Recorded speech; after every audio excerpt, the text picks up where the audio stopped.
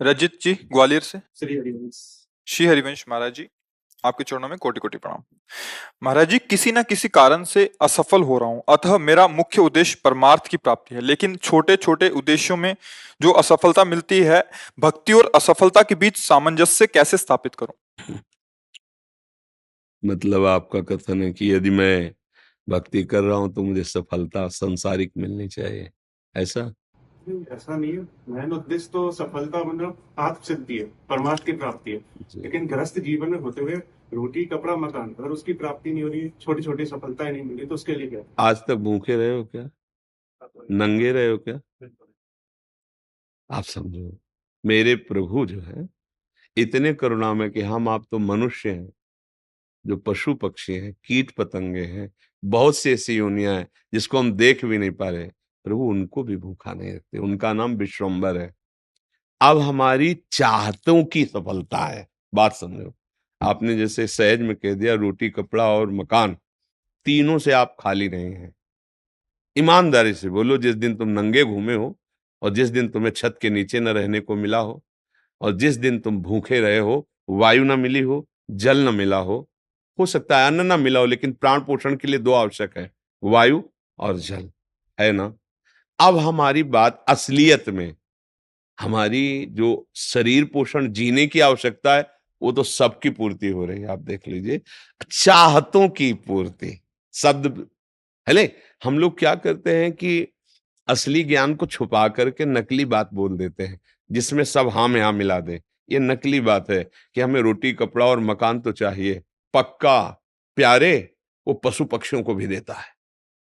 घोंसला बनाने की आप देखो, उनके घोंसले कैसे बने हैं। आप बनाने में फेल हो जाएंगे, नहीं फेल हो जाएंगे? कैसे वृक्ष में कैसे हिलगा के वो घोष, उनको बुद्धि दी, किस स्कूल में जाके सिखाया उन्होंने? हरि ने दी, हरि ने। तुम अपने वास की व्यवस्था कैसे करो, ऐसे बना दिया। भोजन की व्यवस्था उनको सिखा दिया। कोई भी सृष्टि में ऐसा नहीं है जिसका माता की तरह भरण पोषण भगवान ना करते हो। हाँ, अलग अलग, जिनको जैसा भगवान ने। अब हमारी जो असफलता है उसमें हमारी चाहत है, मैं कपड़ा तो पहनूं पर ऐसा पहनूं, समझना, रोटी तो खाऊं पर ऐसी खाऊं, मकान तो हो पर ऐसा हो। समझ पा रहे हैं आप? अब इसके लिए हमारा कर्म कार्य करेगा। पूर्व का प्रारब्ध यदि हमारा बहुत बुरा है तो आज तुम बहुत अच्छे आदमी हो, अच्छे मार्ग में चल रहे हो, वो आपको बाधा पहुंचाएगा, आपको सहना होगा। समझ रहे ना? वो आपको बाधा पहुंचाएगा।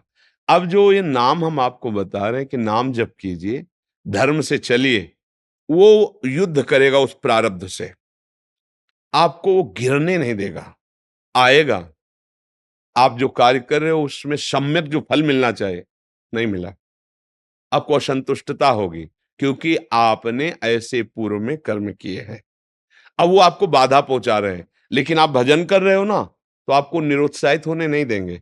चलो, एक कर्म निष्फल हुआ, दूसरा हम 100 बार उसका अनुष्ठान करेंगे। कितनी बार निष्फल होगा? एक दिन तो सफल होगा ही नहीं, निकल जाओगे, निकल जाओगे। सफलता तुम्हारे चरण चूमेगी। प्रारब्ध कोई देवता नहीं है, हमारा किया हुआ पूर्व कर्म है। हम नया कर्म इतना बलवान करें कि उसको रौंद दे। बात समझे? और उसके लिए अब छोटी मोटी बात नहीं काम करेगी, छोटा मोटा कर्म काम नहीं करेगा। डट के हमें धर्म और डट के भजन, विध्वंस करके, अगर विध्वंस ना होते तो फिर मोक्ष कैसे होता? मोक्ष का मतलब जानते हो? सब कर्म नष्ट हो गए अनंत जन्मों के, और इस जन्म के भी बिल्कुल मोक्ष, मतलब बिल्कुल मुक्त, अब कोई बंधन नहीं हो, भगवान का स्वरूप हो गया।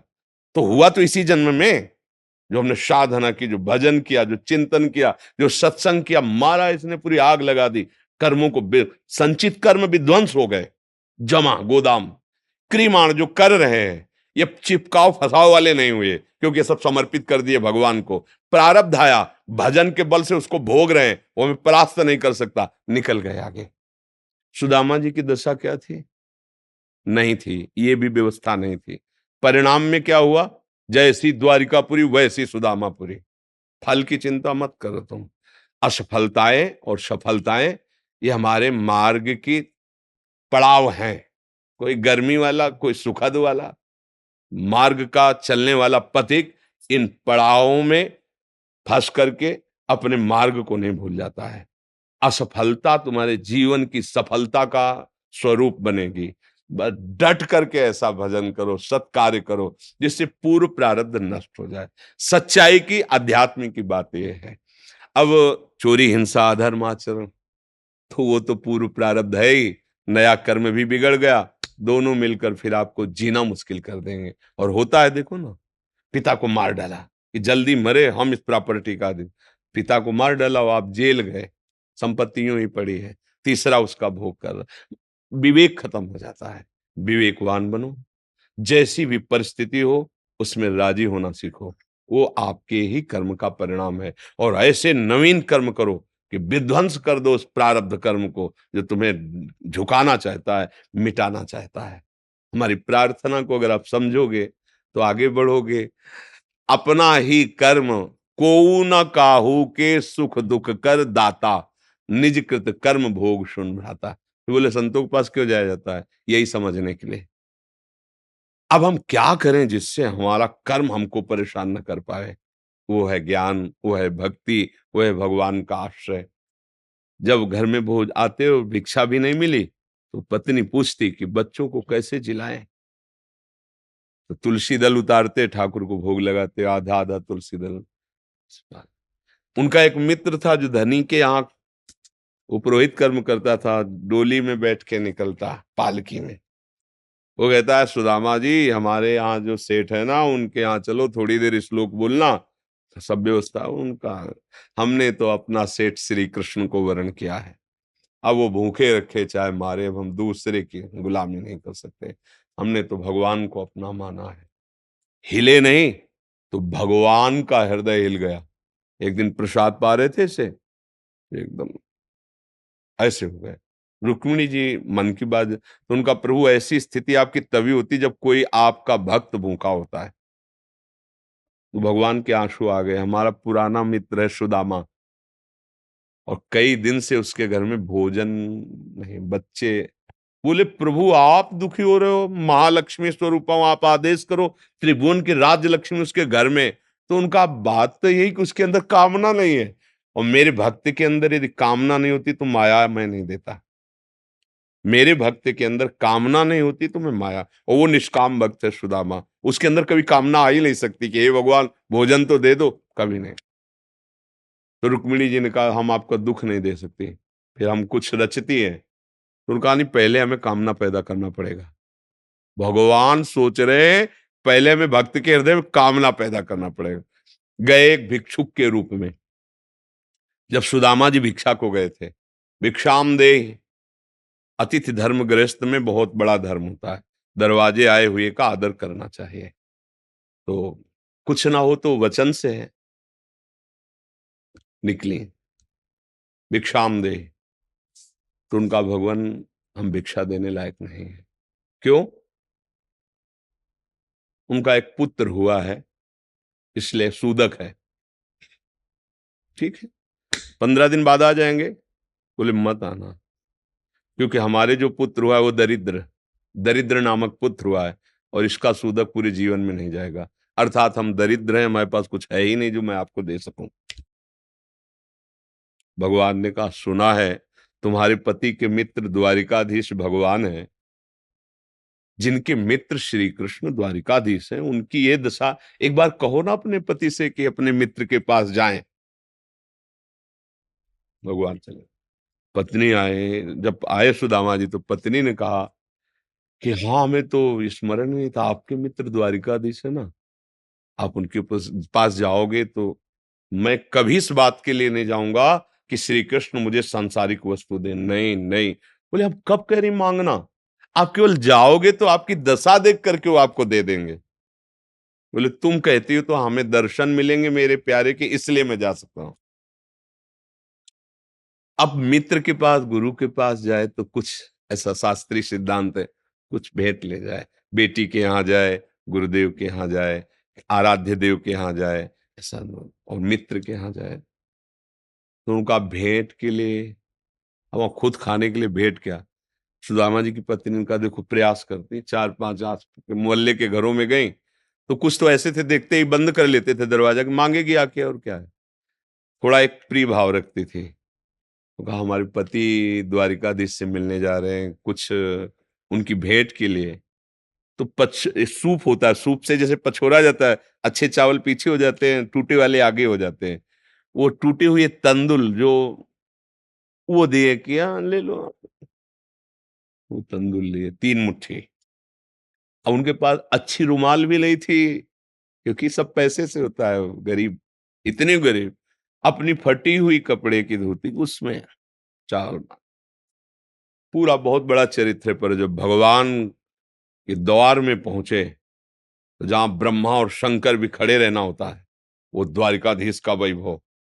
द्वार पर दरिद्र ब्राह्मण, फटी सी, इतनी बेवाई है, ऐसा शरीर है, आंखों में भगवत तेज समाया हुआ है भगवान।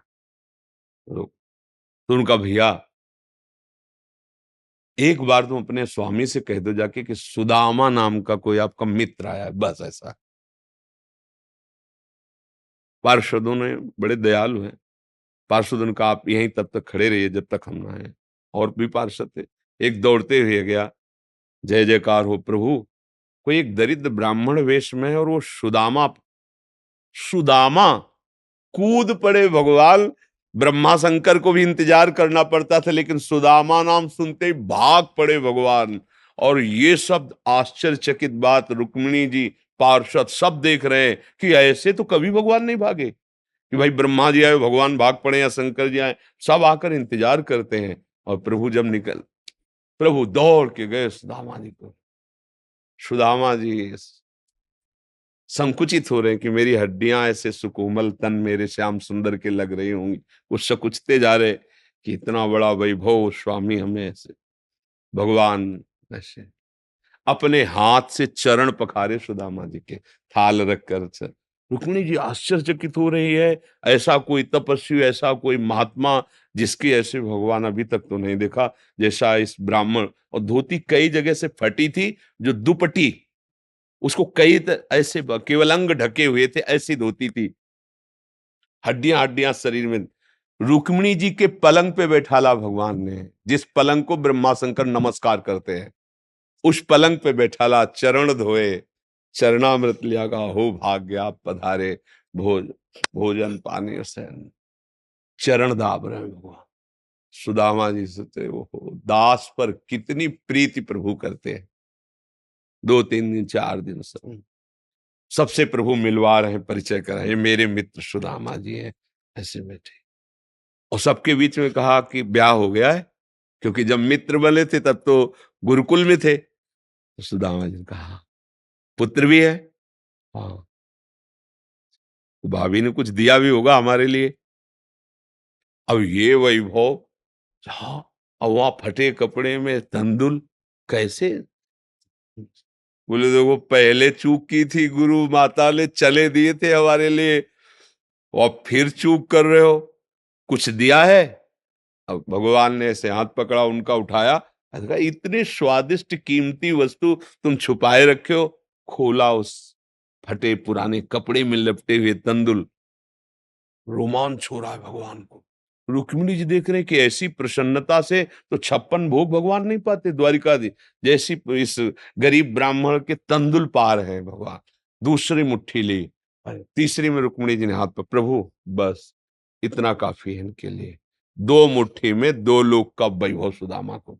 प्रगट में 25 पैसे भी नहीं दिए, एक एक भी वस्तु ले। 3-4-5 दिन आनंद लिए। फिर सुदामा जी से कहा कि तो भगवान ऐसे चले।